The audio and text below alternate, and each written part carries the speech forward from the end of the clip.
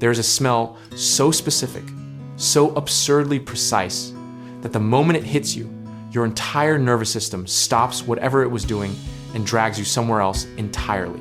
We are talking about the scent of rain on hot concrete petrichor, and I promise you, by the end of this, you will never smell it the same way again. It happens without warning, usually on an unremarkable Tuesday. When the sky turns that particular shade of pewter and the first fat drops hit the pavement outside a grocery store or a parking garage. Your brain, completely uninvited, decides to teleport you back to a summer afternoon from 20 years ago, like it owns the place. For me, it is always the same memory: a backyard, a garden hose left running, the specific sound of water hitting dry dirt while someone inside was playing music just loud enough to bleed through the screen door. The sensory detail is so sharp it almost feels unfair, like your memory is showing off while forgetting where you put your keys this morning. Here is the wild part that neuroscience will back up, and it genuinely sounds like something out of a thriller. Smell bypasses the thalamus entirely and connects directly to the amygdala and hippocampus, which are the emotional and memory centers of the brain.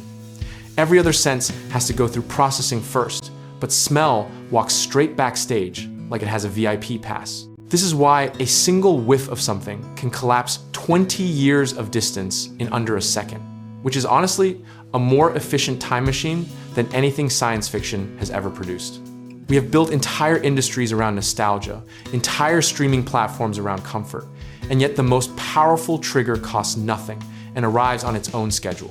Now, the sound side of this equation is equally ruthless, and I say ruthless with full affection.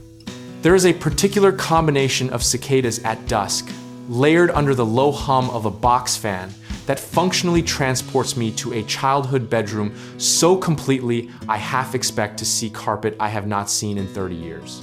The audiologist will tell you that sound memory is tied to emotional encoding, meaning the sounds you heard during high stakes or deeply felt moments get stamped with extra urgency. Your brain is essentially a dramatic archivist who highlighted certain entries in the catalog with a fluorescent marker and zero explanation. What gets genuinely absurd is when these sensory cues ambush you somewhere completely inappropriate.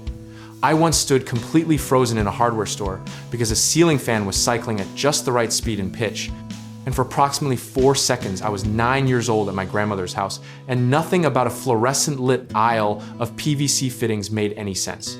The irony is that we spent enormous effort trying to manufacture nostalgia candles, marketed as Sunday morning or old library, and yet the real thing arrives through a bus window or a stranger's cologne and absolutely floors you for free. We are out here paying $38 for a candle when the universe is handing out the same experience via a neighbor cutting grass on a Saturday.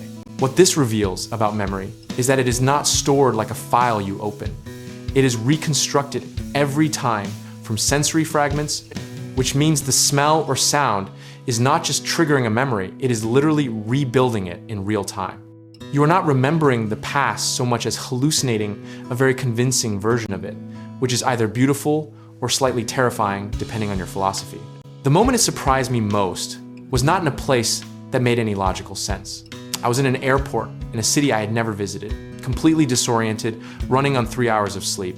And then somewhere in that terminal, the air recycling system pushed through something that smelled faintly of a specific brand of laundry detergent my mother used in the 90s, and I had to stop walking entirely. It lasted maybe 5 seconds.